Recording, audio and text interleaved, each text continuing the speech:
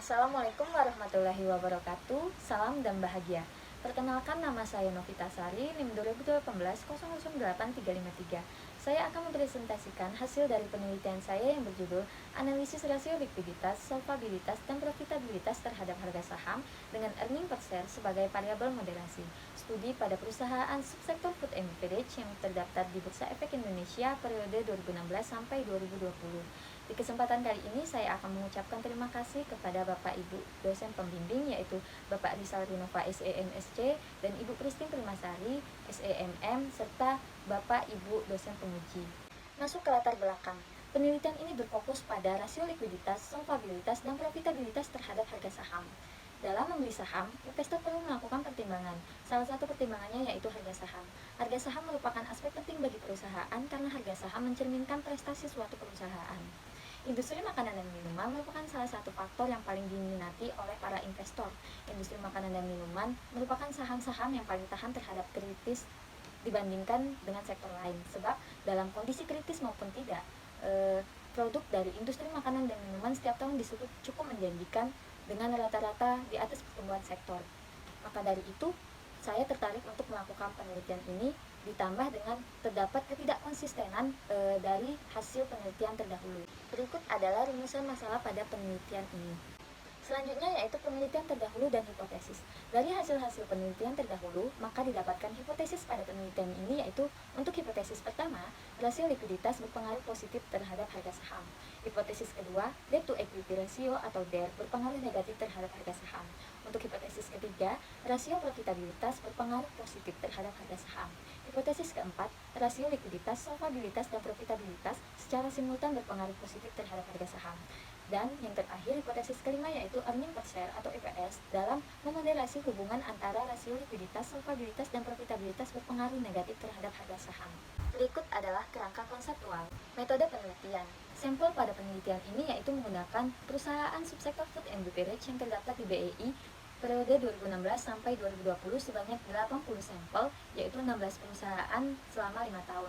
Lalu untuk teknik pengambilan sampelnya menggunakan pervasive sampling, dan variabel yang digunakan yaitu variabel dependennya harga saham, variabel independennya yaitu likuiditas yang diproyeksikan oleh CR, lalu solvabilitas yang diproyeksikan oleh DER, dan profitabilitas yang diproyeksikan oleh ROA. Lalu untuk variabel moderasinya yaitu menggunakan earning per share atau EPS. Dan uji statistik pada penelitian ini menggunakan uji asumsi klasik, analisis regresi linear berganda, koefisien determinasi, uji hipotesis, dan uji residual. Selanjutnya yaitu hasil dari pengujian. Untuk uji normalitas, nilai signifikansinya lebih besar dari 0,05 yang berarti data terdistribusi normal. Lalu untuk uji multikolinearitas, untuk nilai FIF-nya dari variabel CR, DER, dan ROA kurang dari 10, maka tidak terjadi multikolinearitas. Untuk uji heteroskedastisitasnya, nilai signifikansi dari variabel independen lebih besar dari 0,05 sehingga tidak terjadi heteroskedastisitas. Lalu untuk uji autokorelasi, nilai Debrun-Madsen-nya sebesar 1,815 sehingga tidak terjadi autokorelasi. Selanjutnya uji T dan analisis regresi linear berganda. Untuk hasil uji T-nya, untuk variabel CR ditolak, variabel DER ditolak, dan variabel ROA diterima. Lalu untuk uji F atau uji simultan, nilai F-nya sebesar 18,558 yang berarti variabel independennya berpengaruh secara simultan terhadap variabel harga saham. Lalu untuk koefisien determinasi didapatkan nilai adjusted R-square-nya sebesar 0,400 atau sebesar 40%, yang artinya variabel likuiditas, solvabilitas, dan profitabilitas berpengaruh sebanyak 40% terhadap harga saham. Selanjutnya yaitu uji residual.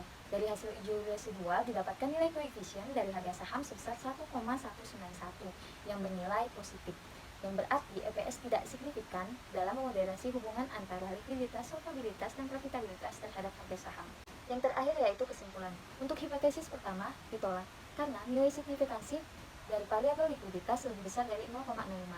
Untuk hipotesis kedua ditolak karena nilai signifikansi dari variabel solvabilitas lebih besar dari 0,05.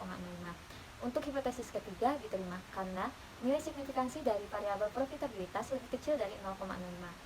Hipotesis yang keempat diterima karena nilai F hitung lebih besar dari nilai F tabel dan nilai signifikansinya lebih kecil dari 0,05. Dan yang terakhir diterima karena nilai koefisien dari harga saham sebesar 1,91 yakni bernilai positif. berarti EPS tidak memoderasi hubungan antara likuiditas, solvabilitas, dan profitabilitas.